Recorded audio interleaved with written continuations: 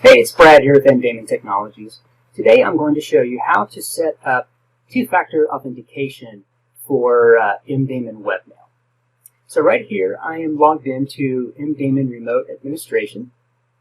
So the first thing we need to do before we enable two-factor authentication is make sure that our Webmail and Remote Administration are using secure HTTPS connections. So in other words, in Remote Administration here, under the main menu, we go down to Webmail settings, and then go down to SSL and HTTPS.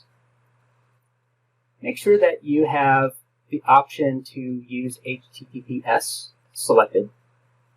I'm using HTTP and HTTPS, but the two-factor authentication will only work with HTTPS, so it's a secure HTTP communication connection.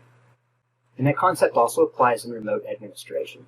So again, down here, if we go into remote admin settings, SSL and HTTPS, make sure again that HTTPS is one of the options selected here. Now to set this up in MDaemon Webmail, we go to the options menu, click on security, and then if we scroll down, you'll see a section here at the bottom for two-factor authentication.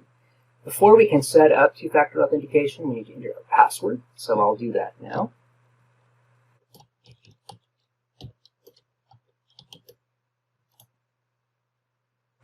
And then I'll click the button to set up two-factor authentication.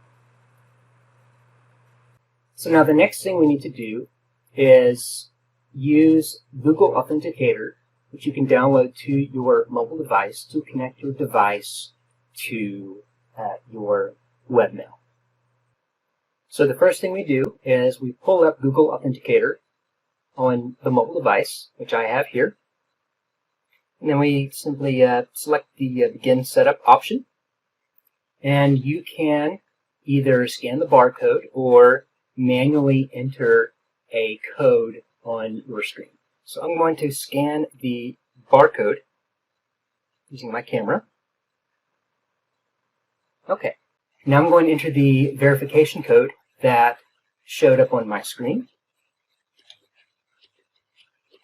And then we'll click Verify Pairing.